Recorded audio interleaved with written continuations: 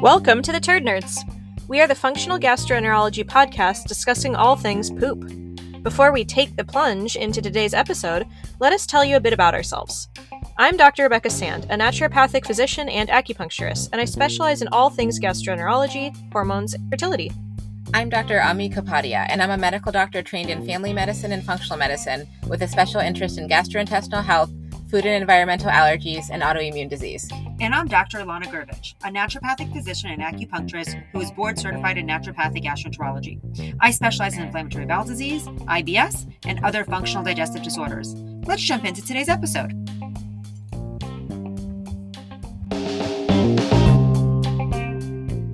The following discussion is for educational purposes only and not intended to diagnose or treat any diseases or conditions. Please consult your doctor before incorporating any of this information into your care. The information presented on this podcast is not medical advice. All right, so we're back for part 2 of Biofilms. Thank goodness. I know everyone's been waiting excitedly. We're going to jump into testing and treatment with Dr. Gurevich. So I just want to tell a story. I went on a podcast interview and they were like, what do you want to talk about? And I was lecturing about biofilms. And I was like, let's talk about biofilms. And they were like, what? And it was one of those podcast videos where it was virtual. So I was looking at them plus talking, like, not just the audio. And so I'm talking to them and I'm explaining kind of what we just did with part 1 and talk about biofilms and all that. And I can see them.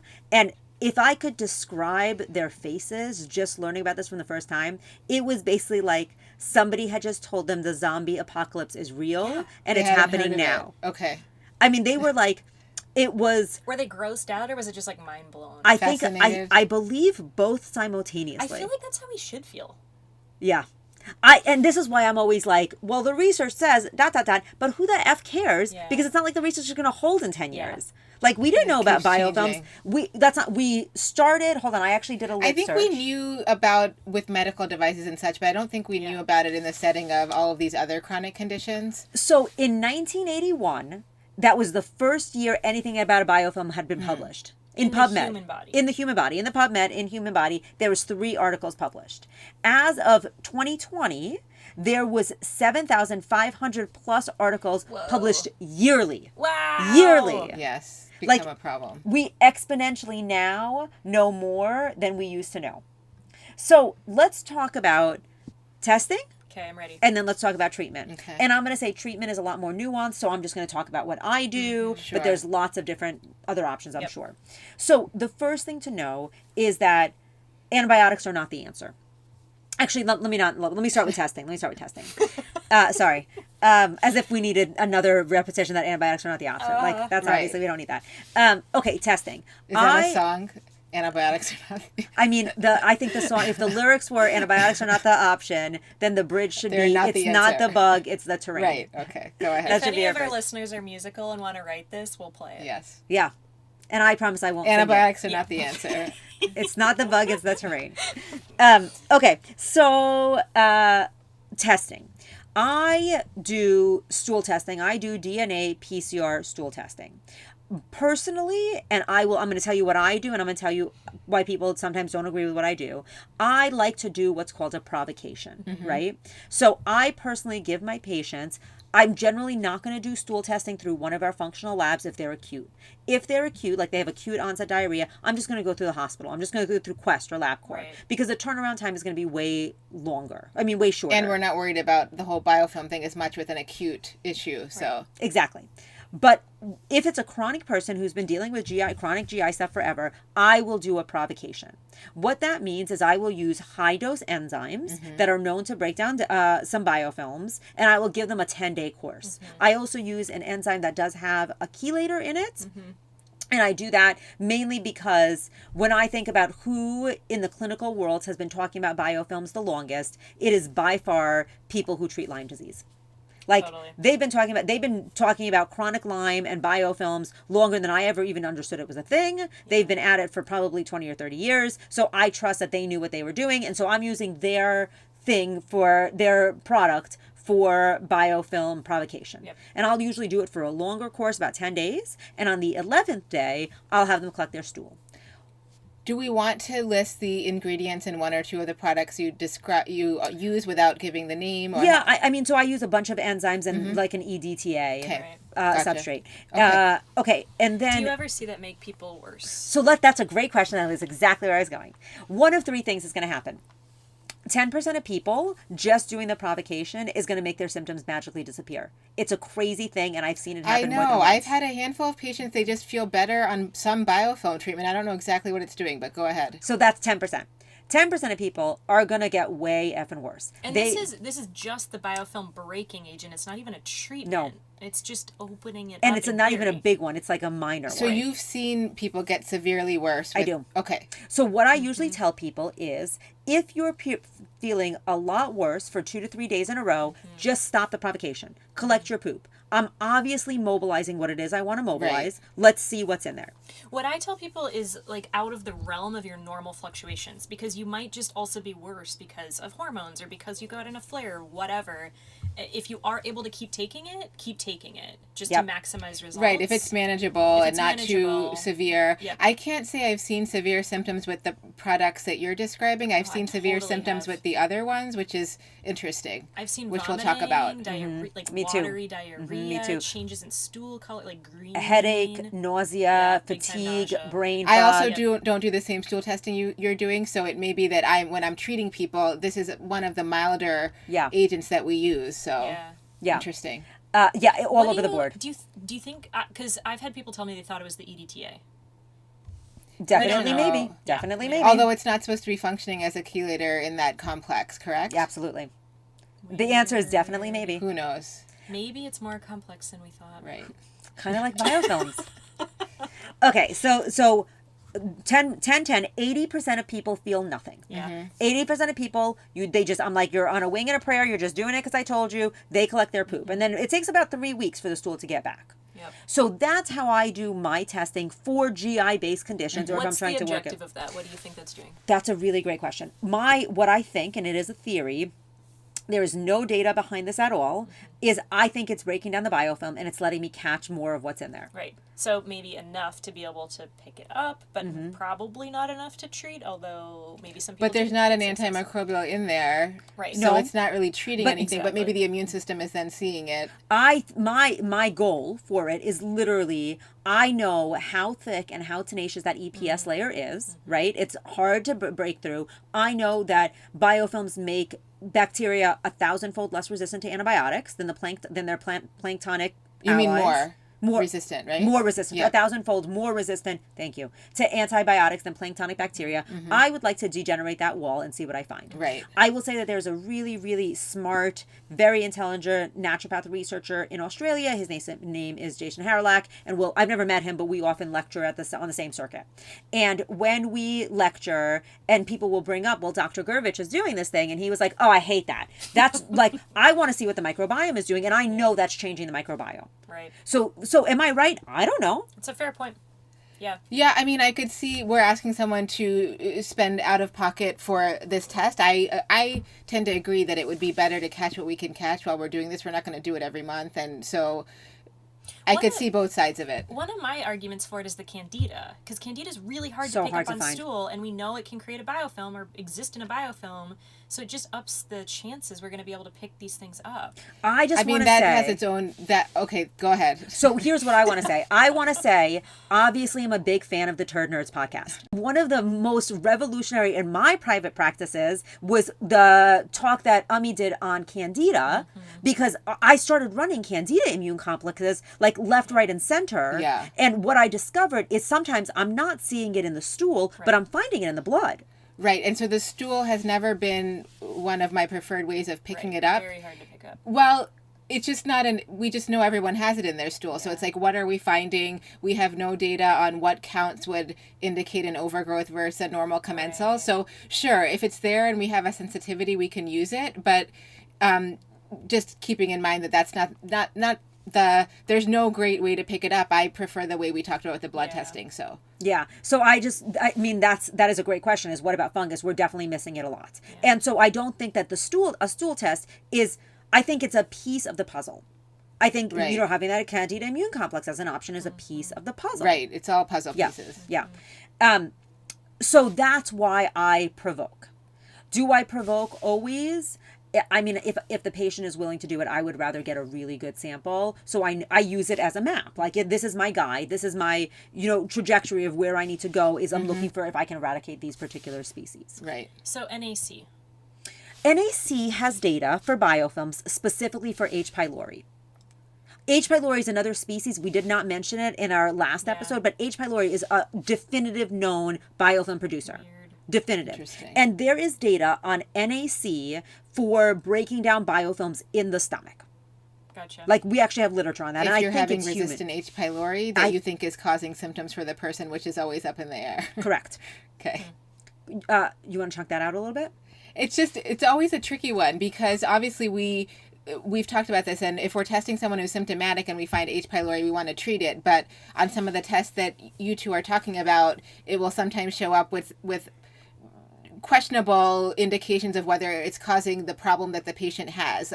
Typical symptoms of epigastric discomfort, dyspepsia, maybe peptic ulcer disease, etc. And then it's like, do we treat this? What's the data? Potentially it can increase the risk of stomach cancer. The majority of the world's population has it.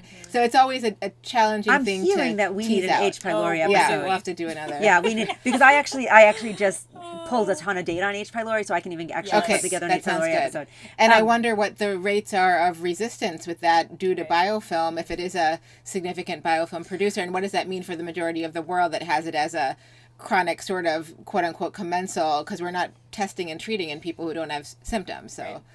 So NAC for biofilms has data specifically for H. pylori. Have they ever looked at NAC below? I've never seen the data on it. Yeah.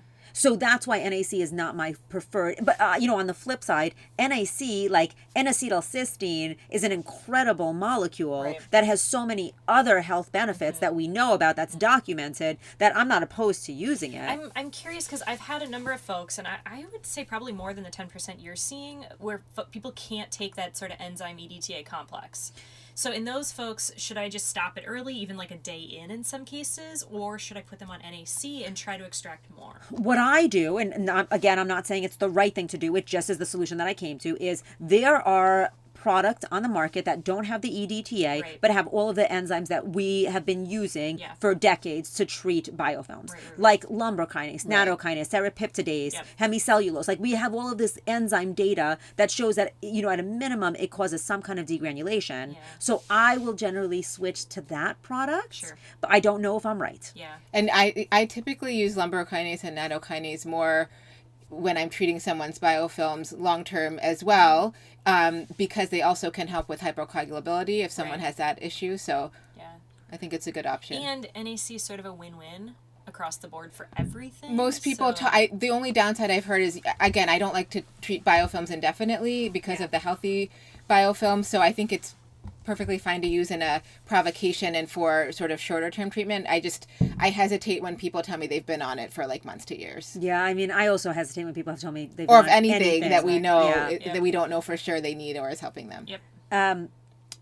So that's testing. That's what I'm doing. Other questions? I don't know of any other way to test for biofilms outside of, I think some dentists do some oral testing for checking microbes that way, but there's not other great tests for biofilm. I think that the oral microbiome testing is like exploding right now. Is it exploding right now? There's in fact a direct to consumer test that's available now. Really? Just like there was direct to consumer stool test that like bloomed and then died out. Like it's unfortunately still there.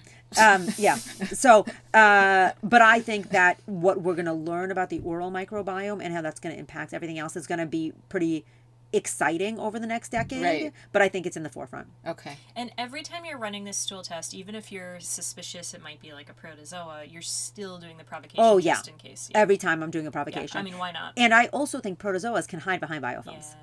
For sure, I think that they can buy. Little I think it weirdos. is a multi-cellular, multi-species community. It reminds me of like New York. Like I grew up in New York. Like there was a building, and in the building was the people, but it was also the rats, and it was also the ants, and it was also the cockroaches. International and community. It's an international community. Staten Yes, Island. yeah, Yep. yeah. Like I mean, humans are like the smallest population of what's happening in a building. Yeah. I do feel like humans are a biofilm on the earth, and what's interesting is we are very clearly a pathological biofilm on the Right, earth. we are destroyed. Because what makes a biofilm pathologic, one of the things that makes a biofilm pathologic is that it hyperutilizes the resources in a way that the body can't replace them. Right? If it's a pathologic If biofilm. it's a pathologic Correct. biofilm, Okay. they can't keep up. And outcompetes things that help to keep the environment healthy. So humans are a biofilm on the earth. Boy, are we. Okay, so treatment. Okay. I'm real jazzed about this. Are we going to go... Okay, you're going to guide me through how we open the biofilm and like break that gross layer down, and then how we treat the individual bugs. Is that right? Because that's what I I'm am here going to for. do the best I can for the Okay. individual bug treatments. I'm also going to tell you what I did, so varies you quite a guys bit. can. That varies a lot. But I don't feel like any conversation at this moment in time about treating biofilms can happen without the discussion about bismuth. Right. I feel like bismuth, in my experience, is the foundational treatment of going after biofilms. I also am going to, for the next little bit when I'm talking about this, I just want to give a billion props to Dr. Paul Anderson. Right. Totally. Because Dr. Paul, I'm still using his protocol. I've tweaked it. I'm going to tell you guys his protocol, but Dr. Paul Anderson is the guy that put this on my radar, and in fact on a lot of our radars. Yep. Right. And he does a ton. The man is a naturopathic genius, and we are lucky to have him. He's also like a chemist, right? He's also a chemist. He is just really right. smart. Very smart. And he is the one who put, between Paul Anderson and then Allison Seebecker is also one of our naturopathic colleagues, who also is pretty amazing in the world of SIBO. Yep. Both of them have compiled the evidence and really put bismuth on the map. I guess my only question is, because lumbrokinase has been used for a long time as well, I feel like it works quite well. And obviously it doesn't have bismuth in it. So I don't know that anyone's we don't have don't have a head-to-head trial, but I No, would say true. clinically I find it works well as also. Okay, But that's good to know, because I think I'm underusing it. yeah. And I do have patients that, biofilms is a long treatment, especially if they're Right, chronic and the patients. challenge is, of course, there's one brand that is potentially better than the other one, and it's quite expensive, but it has been around for a long time, and I do feel like it works well. So in the long run, likely worth it. Okay, so let's start talking about what is bismuth. Yeah, because I think most people might think Pepto-Bismol. You should think Pepto-Bismol. Yep. That is absolutely where It may we not start. be the one we use, but No, because I don't like the pink flavor, the coloring. red number Yeah, number it's 4 true. and the blue number 6. There's Right. bismuth subsalicylate, There's 5 different substructures which of is bismuth. Pepto-Bismol. Bismuth subsalicylate, Yep. bismuth citrate, bismuth subnitrate. I can list all of them. I just can't actually list all of them. Sure. But I can Google search all of So, them. but the one Somewhere you're out talking there. about is My preference is to use bismuth subnitrate. okay. And the reason why that's my preference is not necessarily because it's the most effective, but it is the most available. So we can get bismuth is an OTC, right? Pepto-Bismol is an over the counter. You don't have it, you don't need a prescription. Which means that you can get bismuth products just through regular supplements if you want. I prefer a formulation of compounding, but let's talk about what we know bismuth does. Bismuth is super effing old. It is actually an element on the periodic table. Whoa. BI. Yep. We go back. It's been a few decades. Yeah, pull that Good up. job. Hopefully that's the right one. Good job. There is documentation of bismuth in the classical Chinese medicine text. Oh, wow. In the Materia For- Medica to treat GI conditions. But bismuth goes way the hell back. Yeah.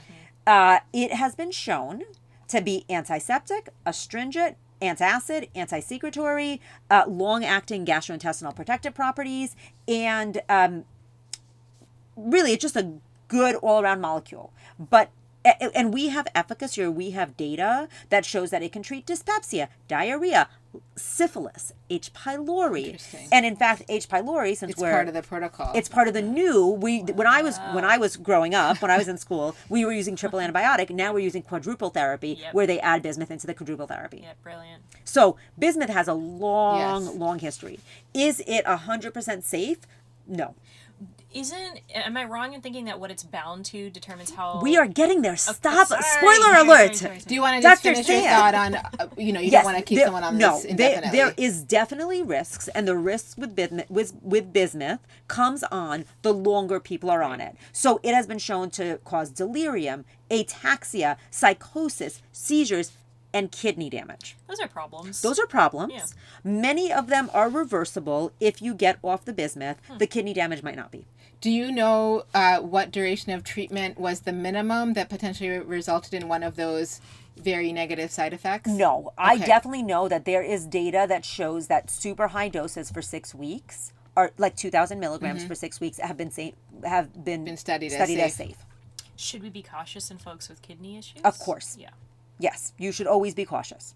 With everything, but especially with kidney issues. Yeah. And the H. pylori treatment, I'd have to look at what the duration of treatment they're recommending. I think 10 days. Okay. For the quadruple, I think it's 10 to 14 days.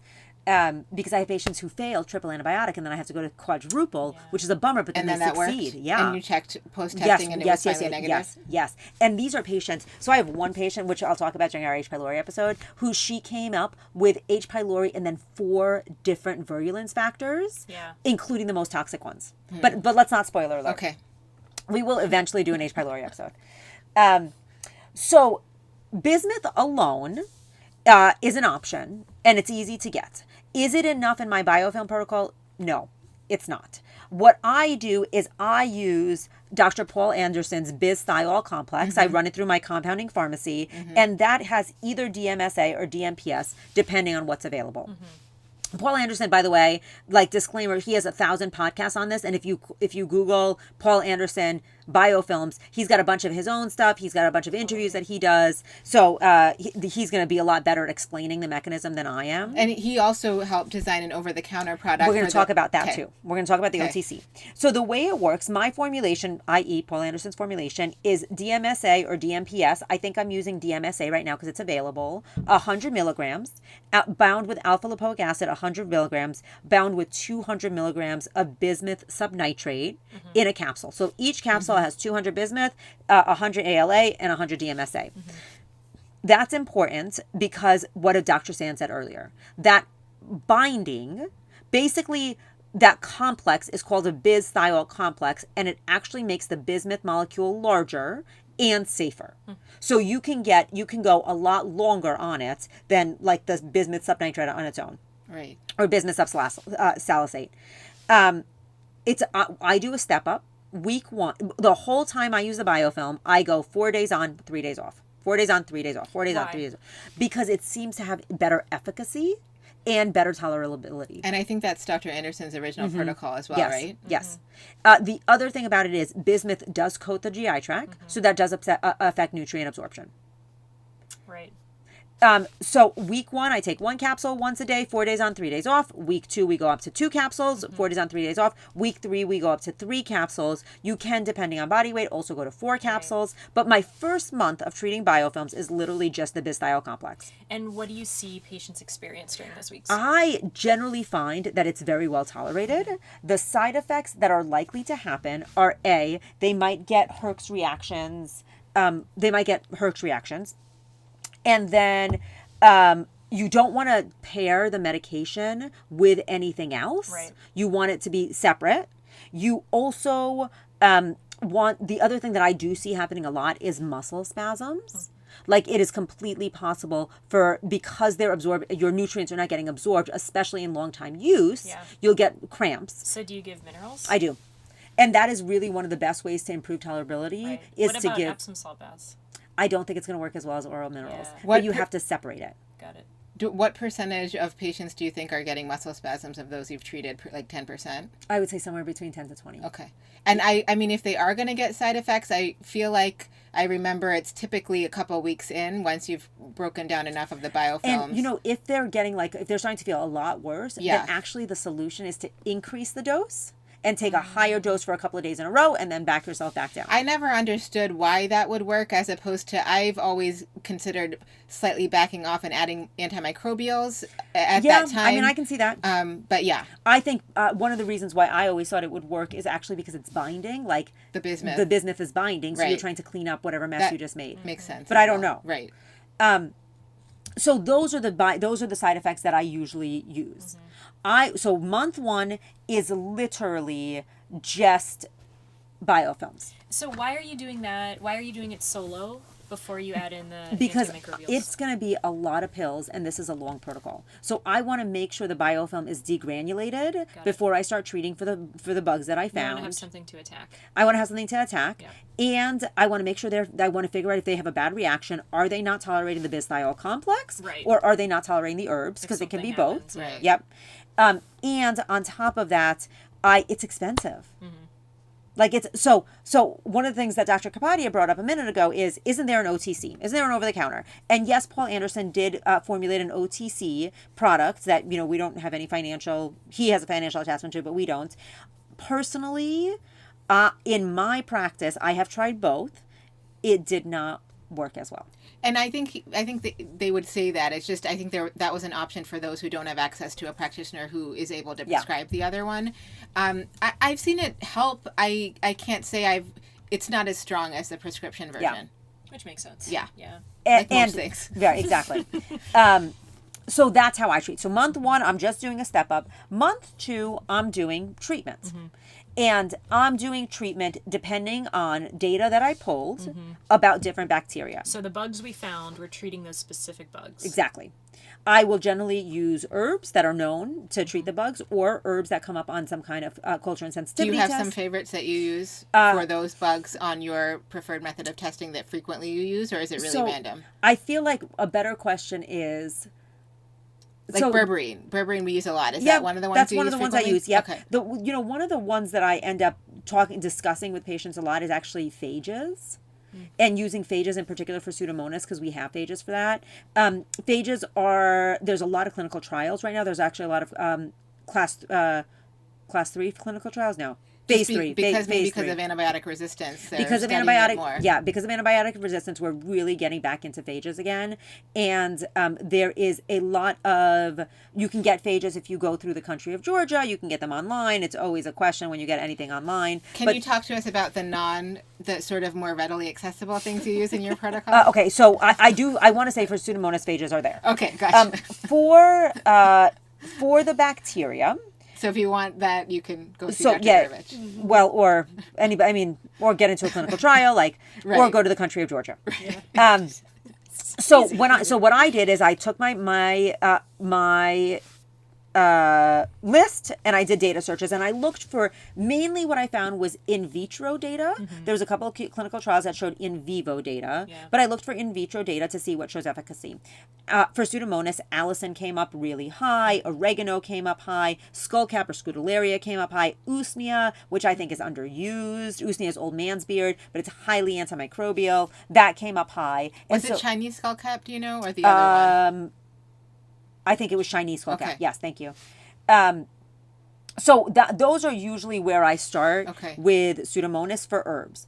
For Klebsiella, there are not nearly, there's no phages, which is a bummer. But so wait, back to the previous list. Are you using 1 at a time, 2 at a time, rotating? I'm trying to rotate, and I'm trying to use the higher doses as possible. Because month 2 is going to be bisdiol complex plus herbs. Yep. And then I try to taper away the bisdiol complex at the end of month 2, and month 3 is just herbs. So, and are you giving 2 of those herbs at a time? If I can find a multi-product that has high enough dosing, yes. Do you typically have one? We're not going to say that. I actually don't. So you usually pick 2 of those, maybe? It really, 2 to 3? That's making the assumption that only Pseudomonas came up. Okay, so in a typical herbal protocol. There's probably more than one that comes up. Okay. And I'm trying to see what kind of multi-species we have. Okay. Yeah. So it'll probably be a couple herbs. It'll just probably as be a a generalization. exactly. Okay.